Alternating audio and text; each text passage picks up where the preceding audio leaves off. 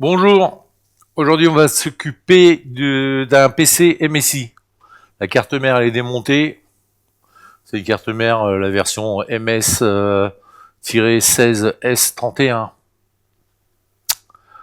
Alors ce PC est tombé en panne suite au branchement d'un chargeur non officiel. Le chargement, pour recharger le PC, il y a deux types C. Là. Donc, pour que ça tombe en panne aussitôt après le branchement d'un chargeur non officiel, la logique est que une tension est passée dans des pistes de signal. Type C, il fait pas que chargement. Ça, c'est le problème qu'on peut rencontrer avec les types C. Il recharge la batterie, mais il y a tous les signaux vidéo, audio, USB et autres qui passent par le type C aussi. Donc, ce qui s'est passé, je ne sais pas quel type de chargeur non officiel a été, si c'était bien incompatible ou pas, je ne sais pas. Mais c'est sûr qu'une tension, s'il tombe en panne aussitôt après le branchement, c'est qu'il y a une tension qui est passée dans un signal, dans une piste de signal, qui est censée distribuer un signal en externe. Alors, le souci, je le branche.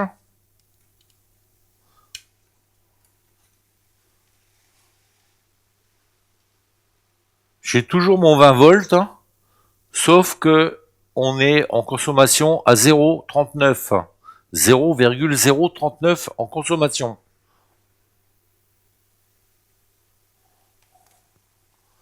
C'est-à-dire que dalle. Hop.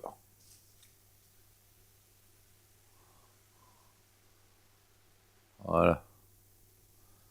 19, 20 volts. 0,039, 35. Donc on a que dalle en consommation. Première chose, quand on a du type C, et suite à un problème comme décrit, c'est-à-dire au branchement d'un chargeur non officiel qui a mis en panne direct le PC, on contrôle les ports, du moins au moins le port type C où on a branché le chargeur, voir s'il n'y a pas d'épines de brûlées. Hein. Ça ne gérait pas de tout recramer. Hein. Parce que tout recramer comme celui-là, ça coûte cher. Donc, ce qui se passe,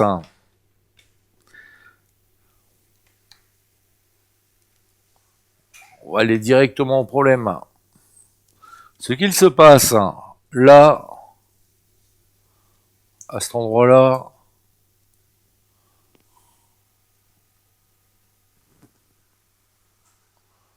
ouais, ça sera bien mieux.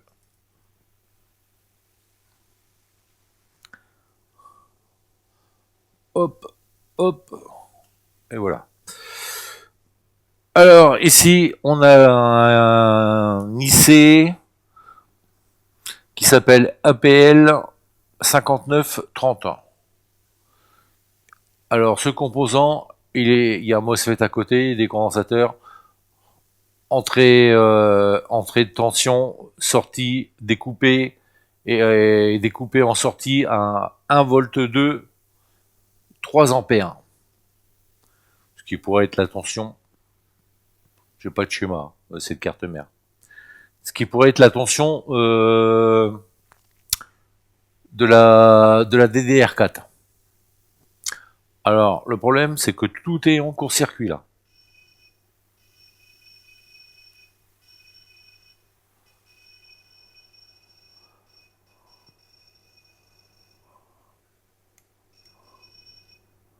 Là, c'est bon, mais tout ça, c'est en court-circuit.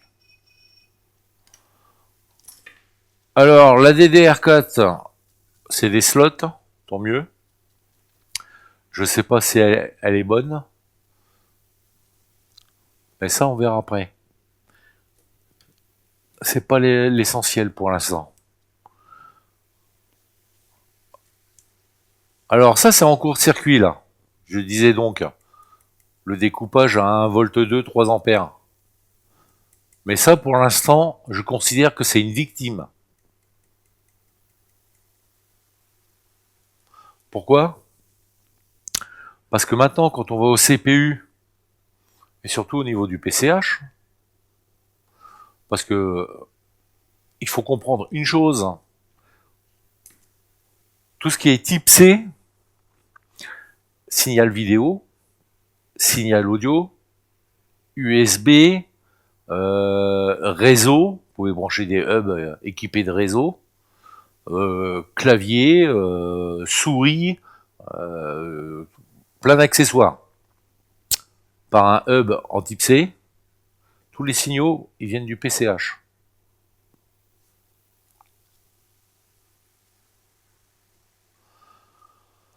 Alors, là, même si on a une puce Thunderbolt, on va dire,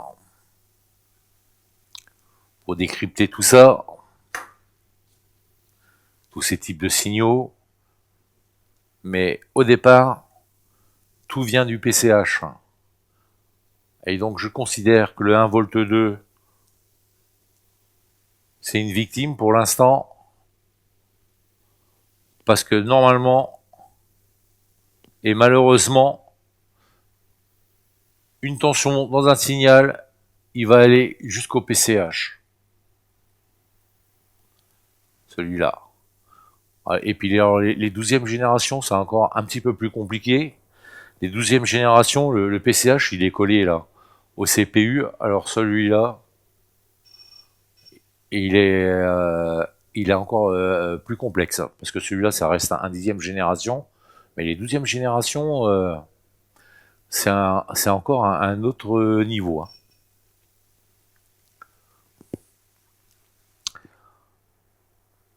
Et quand je dis qu'un PCH qui gère tous les signaux et que la tension, elle va directement, s'il y a une tension qui est injectée dans une piste de signal, c'est le PCH qui mange et qui meurt.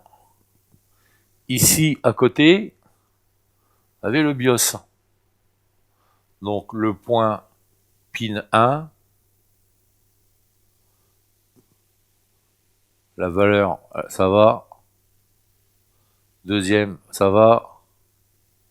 Ça va. Ça, c'est la masse, ça va aussi. Là, ça va. Ça, normalement, je ne me trompe pas, c'est le clock. Horloge. Data. C'est toujours bon. Quoique.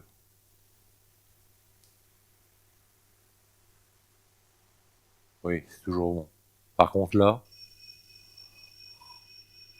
en court-circuit. 19 ohms 36. On est au GND. Et là, on passe par ce petit condensateur qui est là, qui sonne des deux côtés. Mais ne rêvez pas, c'est pas le condensateur.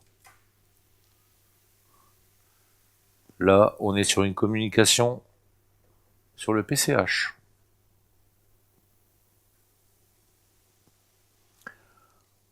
Voilà le diagnostic. Tout ça pour dire que, à cause d'un chargeur, on se retrouve avec un CPU HS. HS parce que voilà, le PCH il est incorporé avec le CPU. Comme sur les Mac, et les Mac c'est pareil, hein, en type C, vous faites comme vous voulez, hein. Mais alors je vous déconseille très vivement de mettre des chargeurs adaptables, hein. On en a vu quelques-uns un peu dans le même cas de figure mourir comme ça. Donc, on a un Acer GP2 CPU 10e génération i7. On va le remplacer. Premièrement, on va l'enlever. Deuxièmement, on va contrôler qu'on n'a plus de court-circuit au niveau du BIOS et qu'on n'a plus de court-circuit au niveau de l'IC APL 5930. Si on a encore un court-circuit, par exemple ici,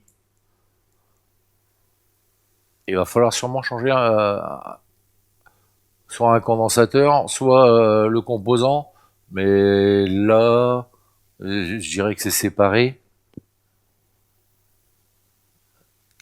Ça risque d'être l'APL 5930 qu'il faudra remplacer, au cas. Mais là, dans un premier temps, voilà. On enlève le CPU, on regarde s'il y a encore un court-circuit quelque part. Si on n'en a plus, on remet le nouveau CPU qui est là.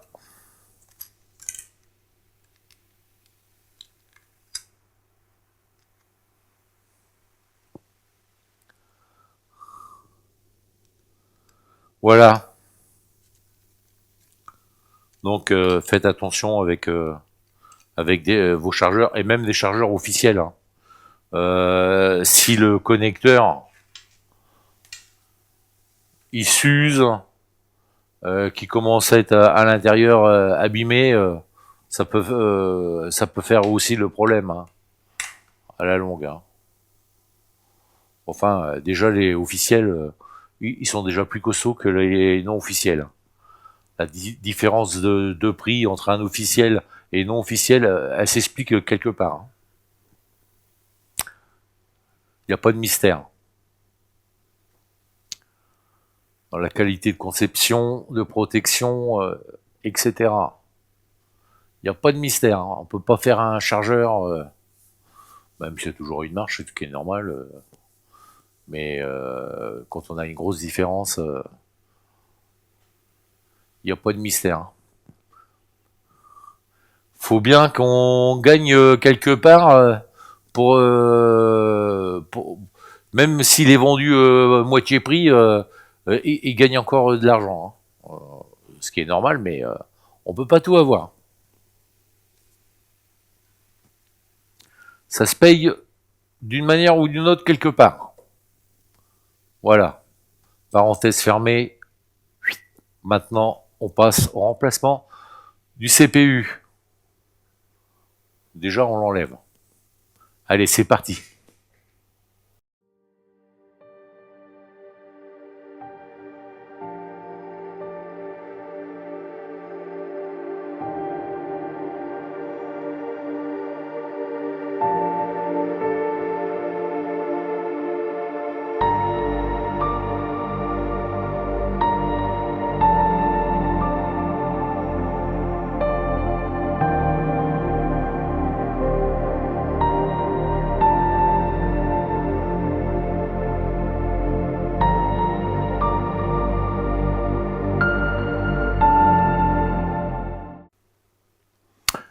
Bon voilà, le CPU a été retiré.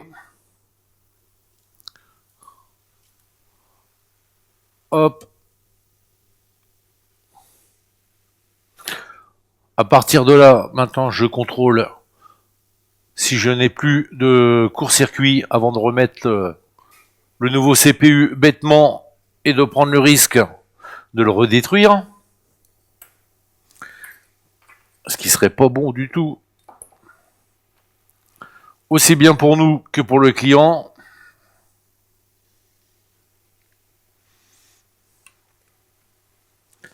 Alors, je vais commencer par le BIOS. Caméra. Hop. Alors, le BIOS. Alors, tout ça, c'était bon. Ça c'est la masse, c'est normal. Celui-là il était pas bon. Maintenant il est bon. Au niveau valeur. Voilà. Là il n'y a plus de court-circuit. Maintenant on va contrôler l'APL 5939. 5930 pardon.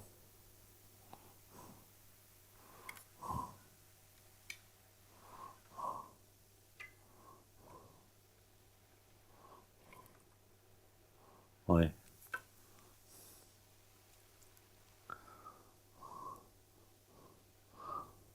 Alors maintenant, est-ce que j'ai toujours mes courts-circuits? GND, plus de court-circuit non plus.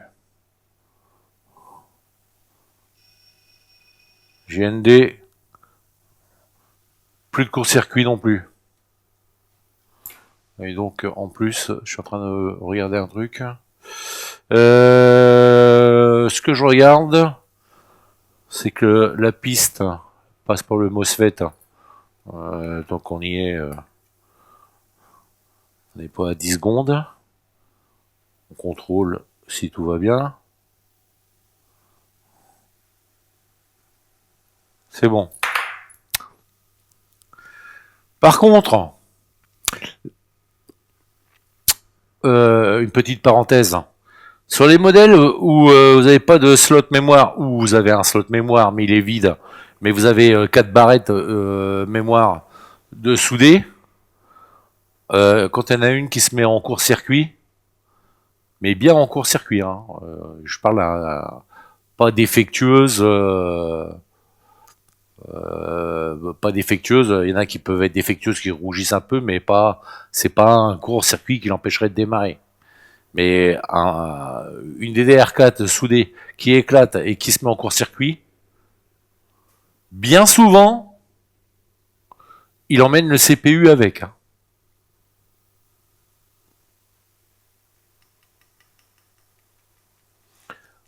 Malheureusement, bien souvent, il emmène le CPU, hein, les barrettes soudées. Alors, les barrettes soudées, quand il y a un slot mémoire de libre, je préfère les supprimer et mettre modifier pour passer par le slot mémoire. Alors on peut le modifier de façon logicielle, mais on peut le modifier aussi de façon déplacement de résistance pour que le slot il soit prioritaire. Sinon la façon la plus rapide c'est de supprimer par logiciel. Mais l'inconvénient logiciel c'est que quand vous faites la mise à jour du BIOS, il remet de nouveau les références supportées par la carte mère, plusieurs références de barrettes mémoire DDR4. Donc bien souvent vous avez de la Samsung, de la Micron, de la Inix, l'autre modèle, en général il y en a 4 ou 5 de références. Enfin, pour essayer, on va dire, l'avantage c'est que c'est une façon rapide de d'essayer le slot mémoire pour voir si le CPU il fonctionne toujours, s'il n'est pas mort, en faisant par la manière logicielle. Bien entendu, une fois qu'on a retiré toutes les barrettes, hein, quand elles sont en court-circuit. Hein. On fait ça une fois qu'on a enlevé les barrettes. Hein. Vous mettez la barrette, hein. Ça refonctionne, vous avez de la communication, tant mieux. Si vous n'en avez pas, comme assez souvent, des fois on arrive à le récupérer, c'est pareil, hein, c'est comme des fois les MOSFET sur les CPU ou les GPU, de temps en temps, quand on a de la chance, ou que le client a de la chance, hein, comme on veut. C'est pas passé dans le CPU ou dans le GPU, on arrive à récupérer. Enfin, c'est pas une généralité, hein. Bien souvent, l'un comme l'autre, bien souvent, ils sont morts. Après, c'est de la chance. Rien de plus, rien de moins. C'est de la chance. Et quand on a de la chance, c'est très bien aussi, hein. Ça coûte bien moins cher. Donc voilà, pour l'explication de la barrette. Donc la barrette, je sais pas si elle fonctionne, mais ça, c'est pas un problème. C'est des slots mémoire, c'est déjà une bonne chose. Mais pour parler du cas où c'est des barrettes soudées. Bon allez, maintenant on s'occupe du PCB et on ressoude le nouveau CPU et on voit ce que ça donne. Normalement, ça devrait repartir. Normalement. Allez, c'est parti.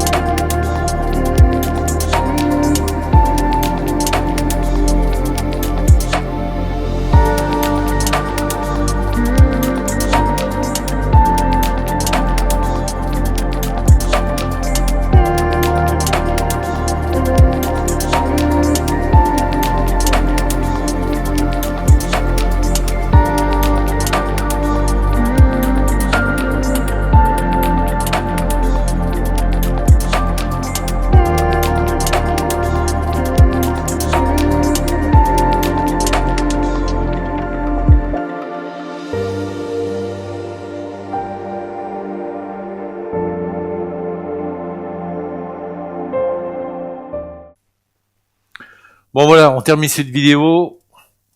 La carte mère est remontée. Elle a été désoxydée.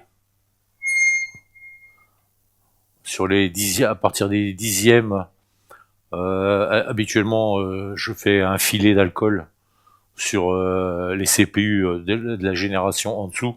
Mais à partir dixième, onzième et plus, il vaut mieux désoxyder. Bien nettoyé, mais alors parfaitement nettoyé, en dessous, entre le CPU et le PCB, les billes BGA, les billes de soudure. Ça suffit, même du flux, ça suffit à faire un dysfonctionnement. Et suivant le type de PCB, le CPU, pareil. Je le ressoude pas systématiquement de la même manière. Ça dépend de la qualité du PCB. Ça, c'est encore un autre sujet. Donc voilà à quoi ça ressemble. Là, je fais une petite modification avec un pad qui passe au travers des deux caléoducs qui se rejoignent pour aider à refroidir le PCH. Mais je dis bien pour aider à refroidir. S'il y a une tension qui part au niveau du type C dans une ligne de communication, ça changera absolument rien. Le CPU, il va reclaquer aussitôt. C'est pas une protection électrique, c'est une protection, une aide thermique, de refroidissement thermique. Bon voilà, beau petit PC, il est propre. Allez, on le met en route. Je crois que j'oublie rien.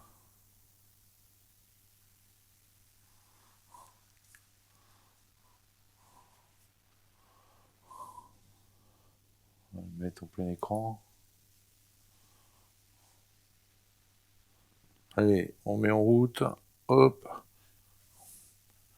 Je vais laisser charger. Je reprends la vidéo plus tard parce que j'ai eu d'autres choses à faire en priorité.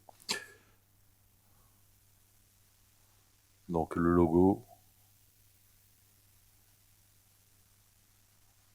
Et voilà. Parfait. La charge elle est correcte. Tout fonctionne parfaitement. Tout est nickel.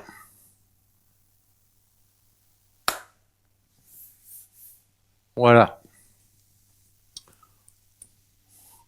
Bon, ça faisait un moment que je n'avais pas fait de vidéo, mais depuis le début de l'année, on a énormément de réparations complexes et réparations complexes en vidéo.